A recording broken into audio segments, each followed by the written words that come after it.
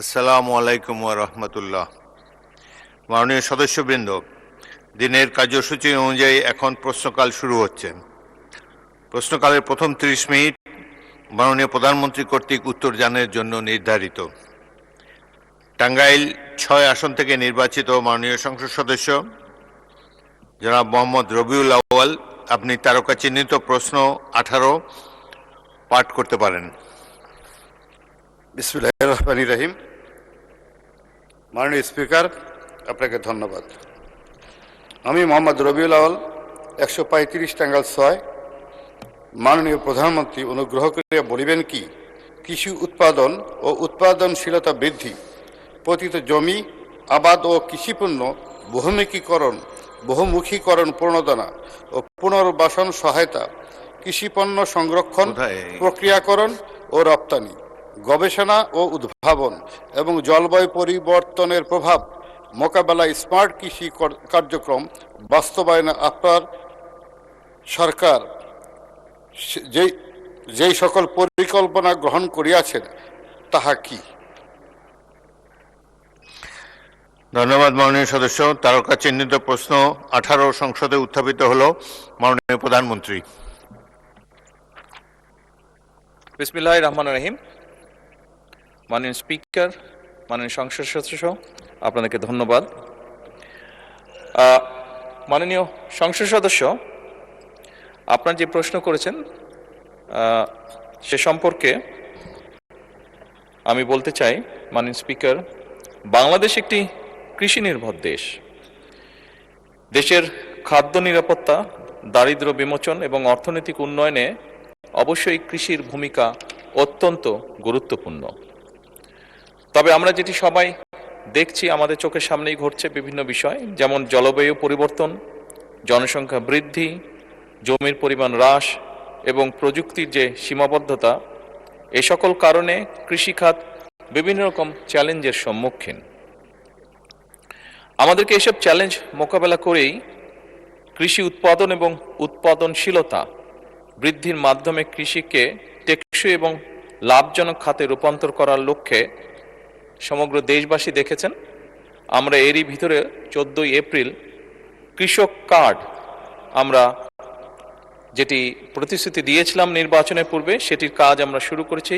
কৃষক কার্ড আমরা বিতরণ করেছি। এই কার্ডের মাধ্যমে আমরা কৃষকদের কাছে 10টি সেবা, যথা ন্যায্য মূল্যে কৃষি উপকরণ বিতরণ, সরকারি ভর্তুকি ও প্রণোদনা প্রদান, স্বল্প মূল্যে কৃষি যন্ত্রপাতি সরবরাহ, ন্যায্য মূল্যে সেচ সুবিধা, সহজ শর্তে কৃষি ঋণ, কৃষি বীমা সুবিধা, ন্যায্য মূল্যে কৃষি পণ্যের বিক্রয়ের সুবিধা, কৃষি বিষয়ক প্রশিক্ষণ, ডিজিটাল প্ল্যাটফর্মে আবহাওয়া এবং বাজার তথ্য প্রাপ্তি সহ ফসলের রোগবালাই দমনের পরামর্শ প্রদান, এই সকল বিষয় আমরা কৃষকদের কাছে পৌঁছে দেওয়ার চেষ্টা করব এবং ইনশাল্লাহ আমরা পৌঁছে দিতে সক্ষম হব।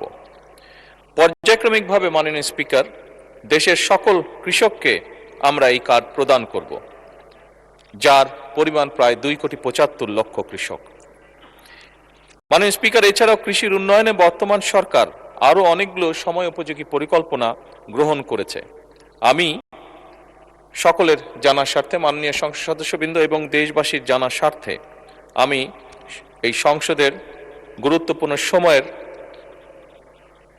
ভিতরে এই বিষয়গুলি সংক্ষেপে তুলে ধরতে চাই। প্রথমত, কৃষি উৎপাদন ও উৎপাদনশীলতা বৃদ্ধির জন্য সরকার উন্নত ও উচ্চ ফলনশীল বীজ, সুষম সার ব্যবহারের পাশাপাশি আধুনিক সেচ ব্যবস্থা সম্প্রসারণের পরিকল্পনা নিয়েছে। এই জন্য ইতিমধ্যেই 20,000 কিলোমিটার খাল খননের কর্মসূচি সরকার হাতে নিয়েছে, যা ইনশাল্লাহ আমরা আগামী 5 বছরে করব। কৃষি যন্ত্র কিরণের ভর্তুকি প্রদান করে ট্রাক্টর, হারভেস্টার, রিপার সহ বিভিন্ন যন্ত্রপাতি কৃষকদের কাছে সহজলভ্য করার পরিকল্পনা বর্তমান সরকারের রয়েছে। মাননীয় স্পিকার, পতিত জমি আবাদের আওতায় আনা এবং জমির সর্বোত্তম ব্যবহার নিশ্চিত করার জন্য ক্রপ জোনিং পদ্ধতি চালু করা হয়েছে। এর মাধ্যমে নির্দিষ্ট অঞ্চলের মাটি, আবহাওয়া ও পরিবেশ উপযোগী ফসল নির্ধারণ করা হয়। তার ফলে জমির অপচয় কমে এবং ফসলের উৎপাদন বৃদ্ধি পায়। একই সাথে পতিত জমি চিহ্নিত করে সেগুলিকে আবাদের আওতায় আনার জন্য বিভিন্ন কর্মসূচি গ্রহণ করা হয়েছে। যেমন খাল খনন কর্মসূচির মাধ্যমে ভূ-উপরিস্থ পানির ব্যবহার বৃদ্ধির মাধ্যমে পতিত জমি কৃষির আওতায় আনার উদ্যোগ গ্রহণ করা হয়েছে মাননীয় স্পিকার। এছাড়াও সিলেট অঞ্চলে পতিত জমি সহ চরাঞ্চলের পতিত জমি চাষাবাদের আওতায় আনার জন্য বিশেষ প্রকল্পের মাধ্যমে ব্যবস্থা গ্রহণ করা হচ্ছে। মাননীয় স্পিকার, কৃষি পণ্যের বহুমুখীকরণে সরকার বিশেষ গুরুত্ব দিচ্ছে। একসময় ধান নির্ভর কৃষি ব্যবস্থা এখন ধীরে ধীরে ফল, সবজি, ডাল, তেল, বীজ, মশলা, ফুল চাষ খাতে সম্প্রসারণ করার জন্য সরকার বিভিন্ন ব্যবস্থা গ্রহণ করছে। মাননীয় স্পিকার, কৃষকদের জন্য প্রণোদনা ও সহায়তা কার্যক্রম স্বচ্ছ ও জবাবদিহিমূলক করার জন্য কৃষক কার্ডের মাধ্যমে কৃষকদের বীজ, সার, কৃষিযন্ত্র ক্রয় সহ বিভিন্ন খাতে ভর্তুকি প্রদান করা হবে ইনশাআল্লাহ। তাছাড়া কৃষকদের জন্য স্বল্প সুদের কৃষি ঋণ এবং ফসল বীমা চালু করার উদ্যোগ গ্রহণ করার পরিকল্পনা আমাদের রয়েছে। মাননীয় স্পিকার, প্রাকৃতিক দুর্যোগে ক্ষতিগ্রস্ত কৃষকদের পুনর্বাসনের জন্য বিশেষ সহায়তা কার্যক্রম গ্রহণ করা হচ্ছে। দেশের ভূমিহীন, প্রান্তিক ও ক্ষুদ্র চাষীদের কল্যাণে প্রতি অর্থ বছর কৃষি মন্ত্রণালয়ের বাজেটের কৃষি পুনর্বাসন সহায়তা খাতে অর্থ বরাদ্দ প্রদান করা হয়। চলতি 2025-2026 অর্থ বছরে কৃষি পুনর্বাসন সহায়তা খাতে 700 কোটি টাকা বরাদ্দ রয়েছে। মাননীয় স্পিকার,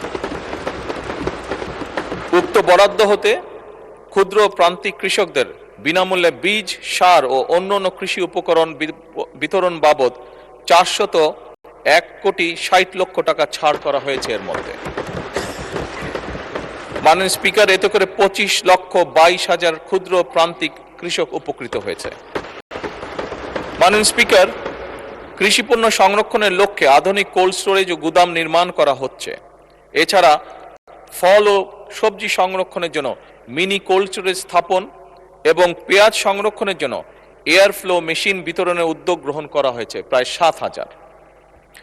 কৃষি পণ্যের রফতানির লক্ষ্যে উত্তরাঞ্চলে কৃষি পণ্য রফতানি অঞ্চল প্রতিষ্ঠা এবং ক্রয় কেন্দ্র স্থাপনের পরিকল্পনা বর্তমান সরকার নিয়েছে। মাননীয় স্পিকার, কৃষি গবেষণা উদ্ভাবনে সরকার ব্যাপক গুরুত্ব দিচ্ছে। বিভিন্ন গবেষণা প্রতিষ্ঠান যেমন বাংলাদেশ কৃষি গবেষণা ইনস্টিটিউট বারি, বাংলাদেশ ধান গবেষণা ইনস্টিটিউট ব্রি, বাংলাদেশ পরমাণু কৃষি গবেষণা ইনস্টিটিউট বিনা, এই সকলের মাধ্যমে অধিক ফলনশীল, রোগ প্রতিরোধী এবং স্বল্পমেয়াদী নতুন জাতের ফসল উদ্ভাবনের উদ্যোগও সরকার গ্রহণ করছে। মাননীয় স্পিকার, বিশেষ করে জলবায়ু সহনশীল ফসল উদ্ভাবনে জোর দেওয়া হচ্ছে, যাতে করে পরিবর্তিত পরিবেশেও কৃষি উৎপাদন বজায় থাকে। মাননীয় স্পিকার, জলবায়ু পরিবর্তনের প্রভাব মোকাবেলায় ক্লাইমেট স্মার্ট কৃষি বাস্তবায়ন করার পরিকল্পনা রয়েছে বর্তমান সরকারের। লবণাক্ততা, খরা ও বন্যা সহ সহনশীল ফসল চাষ, পানি ব্যবস্থার উন্নয়ন এবং টেকসই কৃষি প্রযুক্তি ব্যবহারের মাধ্যমে কৃষিকে পরিবেশ বান্ধব করা, কম সেচ, কম রাসায়নিক সার ও কম কীটনাশক প্রয়োগের মাধ্যমে ফসল উৎপাদন, প্রিপেইড মিটার স্থাপন এবং সেচের অল্টারনেট ওয়েটিং অ্যান্ড ড্রাইং পদ্ধতির মাধ্যমে খরাপ্রবণ অঞ্চলে ভূগর্ভস্থ পানির ব্যবহার কমিয়ে পরিবেশের ভারসাম্য রক্ষা, মোবাইল অ্যাপ যেমন খামারি অ্যাপস ব্যবহার করে স্থানভিত্তিক উপযুক্ত ফসল চাষ করে সেচ, সার সহ অন্যান্য উপকরণের সর্বোত্তম ব্যবহার, প্রিসিশন এগ্রিকালচার ইত্যাদির জন্য উদ্যোগ গ্রহণ করা হচ্ছে। মাননীয় স্পিকার, ধন্যবাদ। মাননীয় সদস্য জনাব রবিউল আউয়াল একটি সম্পূরক প্রশ্ন করতে পারেন। বিসমিল্লাহির রহমানির রহিম। মাননীয় স্পিকার, আপনাকে ধন্যবাদ। আসলে বাংলাদেশ কৃষি নির্ভরশীল দেশ, কৃষি নির্ভরতাই আমাদের মূল। এই দেশকে উপলক্ষ করে জমি সংক্রান্ত ব্যাপারে কিছু কথা বলতে চাই। মাননীয় প্রধানমন্ত্রী, আপনি একটু মনোযোগ সহকারে লক্ষ্য করবেন। আমরা যত উপকরণই দিই, যত ওষুধ দিই, বাংলাদেশে ধীরে ধীরে যে হারে জনসংখ্যা বেড়ে উঠছে, আজকে 20 কোটি লোকের সংখ্যা হয়ে দাঁড়িয়েছে। কিন্তু জমির সংখ্যা বাংলাদেশে বৃদ্ধি পায়নি। তাই মাননীয় সদস্য সরাসরি প্রশ্ন করেন। আমি সয়েল টেস্টের ব্যাপারে বিভিন্ন যে জায়গায় যে কথা হচ্ছে উন্নয়নের ক্ষেত্রে, সেই ক্ষেত্রে আমাদের জনাব তারেক রহমান যে নীতিমালা দিয়েছেন তাকে সাধুবাদ জানাই। আমি জনাব তারেক রহমানের বর্তমান প্রধানমন্ত্রী বাংলাদেশের গণ উন্নয়নের লক্ষ্য নিয়ে যিনি কাজ করছেন, বিশেষ করে কৃষি নির্ভরতা, তাকেও ধন্যবাদ জানাই। ইনশাআল্লাহ যে নীতিমালা উনি প্রয়োগ করেছেন সেই ক্ষেত্রে উনি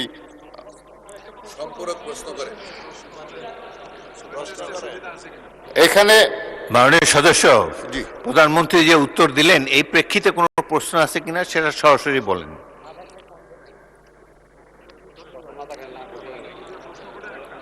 আমি আপনাকে ধন্যবাদ জানাচ্ছি এবং মাটির উর্বরতার ক্ষেত্রে কোনো সয়েল টেস্টের মাধ্যমে যদি কিছু করা যায় সেই ক্ষেত্রে কোনো ভূমিকা আছে কিনা। ধন্যবাদ আপনাকে। মাননীয় প্রধানমন্ত্রী। মাননীয় সংসদ সদস্য, আপনার সম্পর্ক প্রশ্নের জন্য ধন্যবাদ।